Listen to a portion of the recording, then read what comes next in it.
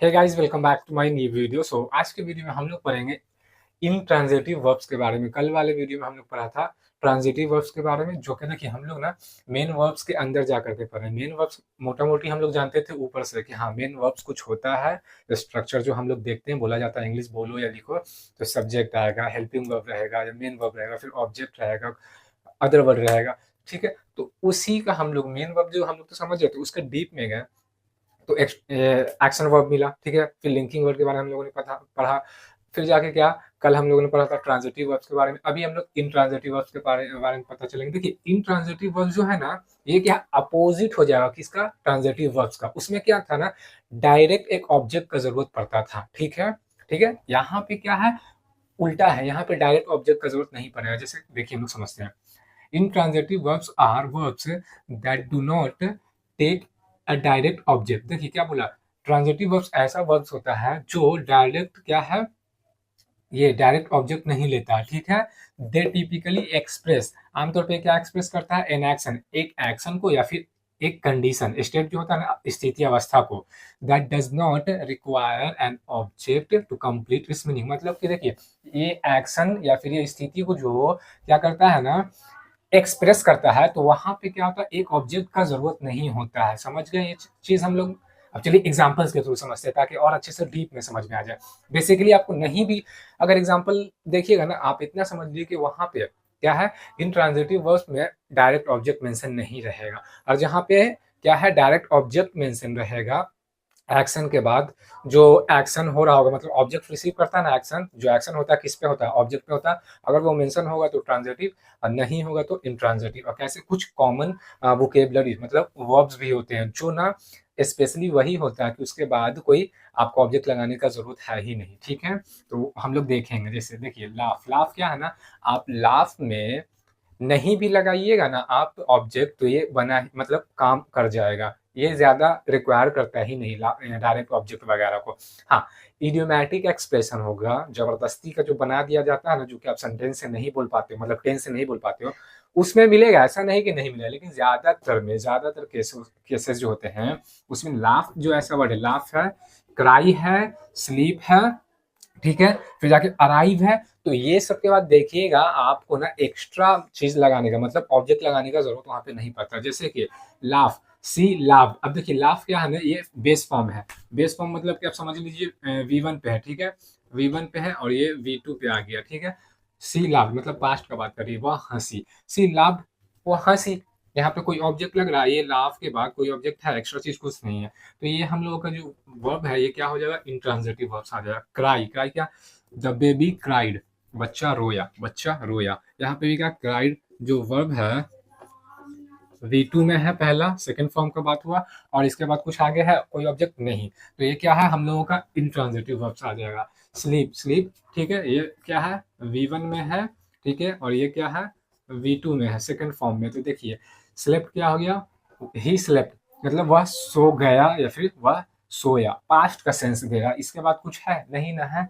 वही arrive, the train arrived, यहाँ पे हो ना द ट्रेन अराइव्ड, तो ये भी क्या है V2 में है, सेकंड फॉर्म में गया, पास्ट का बात हुआ, रेलगाड़ी पहुंचा या पहुंची कुछ भी।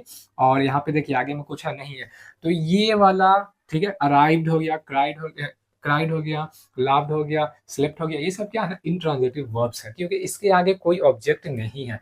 तो ये सब में ना ऐसे वर्ब्स हैं ये कि इसके आगे ऑब्जेक्ट का जरूरत पड़ता ही नहीं। लेकिन कहीं कहीं पे कोई वर्ब होगा जो कि इंट्रांजिटिव भी हो जाएगा, ट्रांजिटिव भी हो जाएगा, दोनों में वर्क कर जाता है। ठीक है, वो हम लोग समझेंगे। जैसे बोलते हैं ना आई ईट, मैं खाता हूं, तो ये मैं खाता, ईट के बाद देखिए कोई ऑब्जेक्ट लगा नहीं लगा, लेकिन वही बोल देते हैं आई ईट सैंडविच, आई ईट सैंडविच, तो ईट के बाद सैंडविच लगा ना। ठीक है, तो सैंडविच हम लोग का यहाँ पे ऑब्जेक्ट हो जाएगा, डायरेक्ट डायरेक्ट ऑब्जेक्ट। ठीक है, तो ये दोनों हो गया। ईट क्या है, ट्रांजिटिव भी हो गया, इंट्रांजिटिव भी हो गया। तो ऐसे बहुत सारे, जैसे आई वॉच, वॉच क्या मैं देखता हूँ, आई वॉच्ड द टेलीविजन मतलब टेलीविजन को मैं देखता हूँ। तो यहाँ पे टेलीविजन ऑब्जेक्ट हो गया, तो दोनों आ रहा है, इसलिए मैं बोल रहा हूँ। कुछ वर्ब्स जो होते हैं ना, वो क्या होते हैं कि उसमें कोई जरूरत ही नहीं होता ऑब्जेक्ट लगाने का, डायरेक्ट ऑब्जेक्ट जो होता है ना उसमें रिक्वायर नहीं होता। लेकिन कुछ वर्ब्स जो होते हैं जो कि ट्रांजिटिव में भी आता है, इंट्रांजिटिव में आता है। आपको आइडेंटिफाई ऐसे करना, देखिएगा जो एक्शन रहेगा ना, ये सब जो वर्ब्स आ रहे हैं, वर्ब्स के बाद अगर डायरेक्ट ऑब्जेक्ट होगा तो वो क्या आ जाएगा, ट्रांजिटिव में आ जाएगा। और ये सब जो वर्ब्स है ना, वर्ब्स जो रहेगा आपकी सेंटेंस, आपके एक वाक्य में जो वर्ब्स रहेगा उसके बाद अगर डायरेक्ट ऑब्जेक्ट रहेगा, ऑब्जेक्ट बेसिकली कोई एक्शन को रिसीव करता है, जो काम होता है ना उसको रिसीव करता है, जिसपे काम किया जाता है, ठीक है। तो वहां पे आप समझ जाइएगा कि अगर डायरेक्ट ऑब्जेक्ट है तो ट्रांजिटिव हो जाएगा, अगर नहीं है तो इंट्रांजिटिव हो जाएगा, ठीक है। ये चीज हम लोग समझ गए, क्योंकि डायरेक्ट ऑब्जेक्ट रिक्वायर नहीं होता इंट्रांजिटिव में, ठीक है। अब देखिए एक्शन वर्ब में, अब इसमें भी ना कैटेगराइज कर दिया गया था कुछ तरह के वर्ब, मेनली इसी को हम लोग समझते हैं तो क्लियर सारा हो जाता है, लेकिन थोड़ा सा और नुआंस में आएंगे तो एक्शन वर्ब्स होता है। इसमें भी क्या कैटेगराइज किया, एक्शन वाले कैटेगरी में कौन से वर्ब्स आते हैं, एक्शन वाले में देखिए action verbs, these verbs express physical और मेंटल एक्शन। अब देखिए ये फिजिकल और मेंटल एक्शन ऐसा है ना कि इसके बाद वाले में भी आपको ऑब्जेक्ट का जरूरत नहीं रहेगा, जैसे कि such as run, I run, मैं दौड़ता हूँ, जंप, आई जंप, मैं कूदता हूँ, उछलता हूँ, आई थिंक, ये थिंक क्या है ना, थिंक चला जाएगा आपका इससे, मेंटल वाले में ये दोनों चला जाएगा आपका किसमें, रन और जंप आ जाएगा फिजिकल वाले में। रीड क्या है, मेंटल में भी आ जाएगा और आपका फिजिकल में भी आ जाएगा, ठीक है। क्योंकि देखिए रीड आप माइंड में ही करते हो तो ये बोथ दोनों में आएगा, लेकिन ये चीज देखना है कि इन सभी के आगे कुछ ऑब्जेक्ट लगाने का जरूरत ही नहीं पड़ेगा। ये ऐसे वर्ब्स हैं जो रिक्वायर करते ही नहीं डायरेक्ट ऑब्जेक्ट को, लेकिन कुछ कुछ में होता है ना कि जबरदस्ती आप घुसाते हो, तो वो आपको ना कॉन्टेक्स्ट पे ध्यान देना पड़ता है, ठीक है। आपको बस ऐसे देखना है कि जो वर्ब रहेगा, मेन वर्ब जो रहता है उसके बाद अगर ऑब्जेक्ट आता है तो ट्रांजिटिव नहीं आता है तो इंट्रांजिटिव वर्ब के कैटेगरी में आ जाएगा, ठीक है।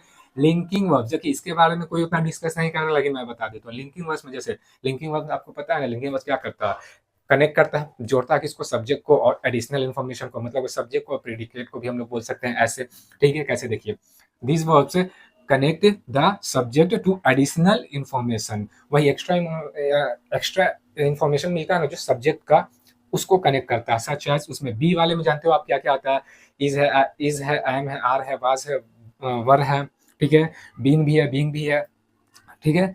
तो ये देखिए अब एक एग्जांपल, जैसे सी इज हैप्पी।